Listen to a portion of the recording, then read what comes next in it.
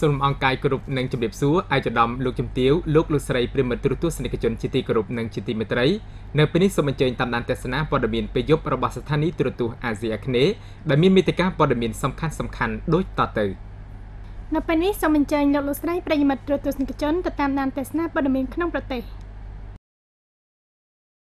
បន្ទាប់ពីការប្រកួតជម្រុះជាបន្តរួចមកកម្មវិធីប្រកួតការលោតសេះផ្លោះរបាលើកទី9ដែលរៀបចំដោយសហព័ន្ធបង្ហាត់ជិះសេះកម្ពុជាបានឈានមកដល់វគ្គផ្ដាច់ព្រាត់ដែលកម្មវិធីការប្រកួតវគ្គផ្ដាច់ព្រាត់នេះត្រូវបានសពព្រះរាជហឫទ័យស្ដេចយាងជាព្រះរាជាធិបតីភាពដ៏ខ្ពង់ខ្ពស់បំផុតព្រះករុណាព្រះបាទសម្ដេចព្រះបរមនាថនរោត្តមសីហមុនីព្រះមហាក្សត្រនៃព្រះរាជាណាចក្រកម្ពុជាជាទីសក្ការៈដ៏ខ្ពង់ខ្ពស់បំផុតនៅ Cambodia Country Clubដង្ហែព្រះករុណាជាអង្គម្ចាស់ជីវិតលើត្បូងជាទីសក្ការៈដ៏ខ្ពង់ខ្ពស់បំផុតអញ្ជើញចូលរួមនាឱកាសនេះមានវត្តមានដ៏ខ្ពង់ខ្ពស់សម្ដេចជាវិវាំងគង់សមល់ឧបនាយករដ្ឋមន្ត្រីរដ្ឋមន្ត្រីក្រសួងព្រះបរមរាជវាំងឯកឧត្តមថោងខុនរដ្ឋមន្ត្រីក្រសួងទេសចរនិងជាប្រធានគណៈកម្មាធិការអូឡ িম্প ិកកម្ពុជា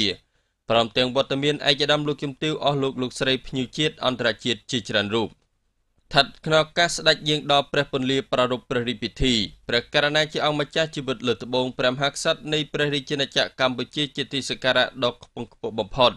ព្រះអង្គត្រូវបានទទួលការថ្វាយព្រះវន្ទនកិច្ចយ៉ាងកក់ក្ដៅជាទីបំផុតពីសំណាក់ឯកឧត្តមលោកជំទាវលោកស្រីភ្ញៀវជាតិអន្តរជាតិប្រកបដោយសេចក្តីរំភើបរីករាយនិងដោយសេចក្តីស្រឡាញ់ជាទីគោរពសក្ការៈដ៏ខ្ពង់ខ្ពស់បំផុតនៅក្នុងការនេះព្រះអង្គបានសពព្រះរាជហឫទ័យស្ដេចយាងទតក្រោលចិញ្ចឹមសេះព្រមទាំងទតនៅពន្លាតាំងពីពររូបថតដែលបានដាក់តាំងបង្ហាញនៅព្រះឆាយាល័ក្ខណ៍របស់ព្រះករុណាព្រះបាទសម្ដេចព្រះនរោត្តមសីហនុព្រះមហាវរក្សត្រព្រះវររាជបិតាជាតិខ្មែរនៅក្នុងវិស័យកីឡាជិះសេះនេះផងដែរបន្ទាប់មកព្រះករុណាជាអង្គម្ចាស់ជីវិតលើត្បូងព្រះមហាក្សត្រនៃព្រះរាជាណាចក្រកម្ពុជាជាទីសក្ការៈដ៏ខ្ពង់ខ្ពស់បំផុតព្រះអង្គសពព្រះរាជហឫទ័យយាងទតការប្រកួតវគ្គផ្ដាច់ព្រាត់ការលោតសេះផ្លោះរបាលើកទី9ដែលបានប្រពធ្វើនៅទីលានប្រកួតនិងដែលមានការអញ្ជើញចូលរួមប្រកួតពីសំណាក់កីឡាករជាតិនិងអន្តរជាតិជាច្រើនរូបតាមរបាយការណ៍បានដឹងថាចាប់តាំងពីការបង្កើតឡើងនៅឆ្នាំ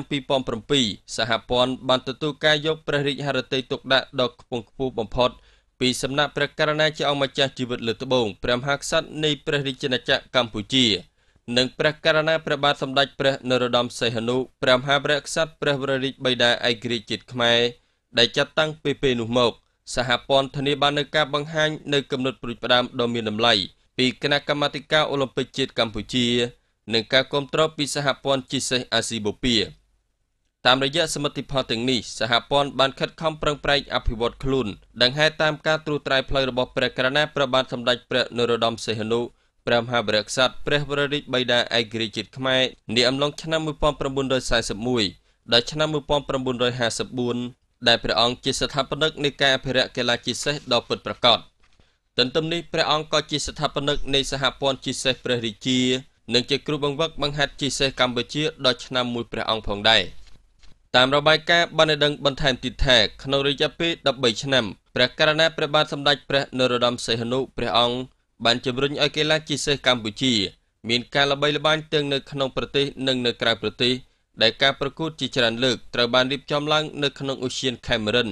និងទីលានក្នុងព្រះបរមរាជវាំងទីលានព្រះមេនស្តាតអូឡ িম্প ិកនិងក្រុងកែបជាពិសេសបានធ្វើឲ្យការប្រកួតកីឡាជិះសេះព្រះរាជាបានលេចធ្លោជារូបរាងនៅក្នុងព្រឹត្តិការណ៍កីឡាអន្តរជាតិនៅទីក្រុងភ្នំពេញនិងព្រឹត្តិការណ៍កីឡាជិះសេះទេសចរអន្តរជាតិនៅទីក្រុងហូជីមិញប្រទេសវៀតណាមទីក្រុងរ៉ូមប្រទេសអ៊ីតាលីនៅបណ្ដាប្រទេសសហគមន៍អឺរ៉ុបព្រមទាំងកីឡាអូឡ িম্প ិកនៅទីក្រុងមែលប៊នប្រទេសអូស្ត្រាលីផងដែរគួររំលឹកថាព្រះករុណាព្រះបាទសម្ដេចព្រះនរោត្តមសីហនុ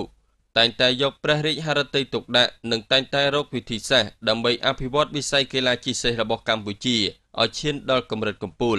ទន្ទឹមនេះព្រះអង្គតែងតែលើកទឹកចិត្តដល់សិល្បៈនៃការជិះសេះនិងថែរក្សាសេះរបស់ព្រះអង្គឲ្យកាន់តែមានសមត្ថភាពខ្ពស់ដែលតាមរយៈមហិច្ឆតា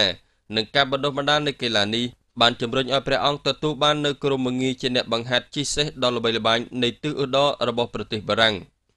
បន្ទាប់ពីការប្រកួតដ៏ស្វិតស្វាញរួចមកជ័យលាភីការប្រកួតលោតសេះផ្លោះរបា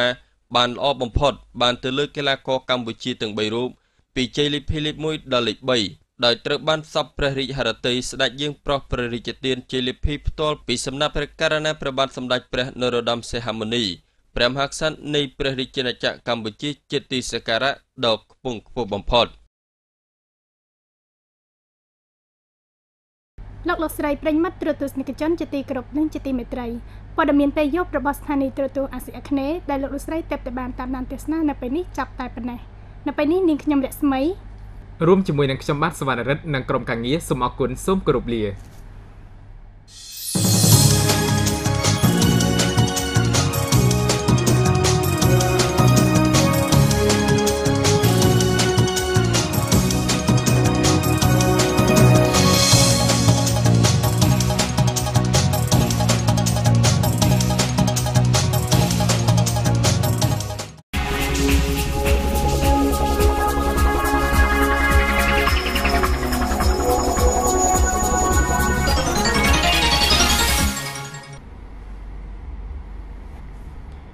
Good evening, ladies and gentlemen. This is CTV News in English on the 11th of February 2013. Please take a look at the main news headline tonight.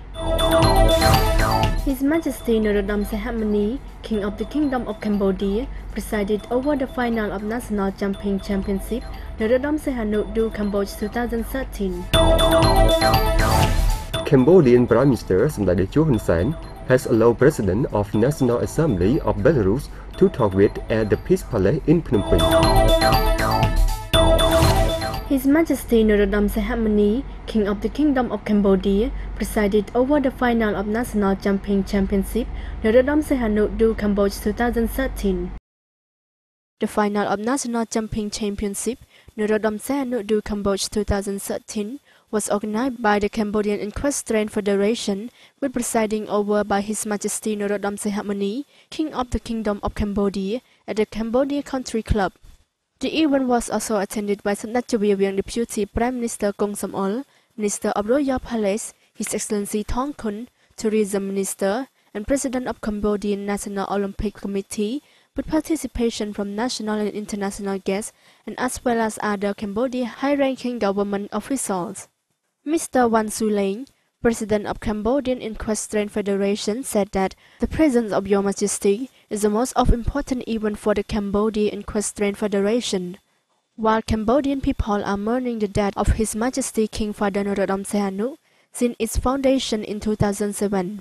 Federation has had the privilege to receive a special attention from His Majesty the King Father. Since then, it has ensured a worthy initiatives for which it has been able to count on attention of the Committee National Olympic Cambodian, chaired by His Excellency Thong Khun, Tourism Minister of Cambodia. Mr. Wan Suleng added that the Federation was also distinguished by 3 entries in the world of clubs under the color of kingdom. Finally, efforts have been rewarded by registration of the Cambodian Pony Welfare Organization program to major projects supported by the International Federation.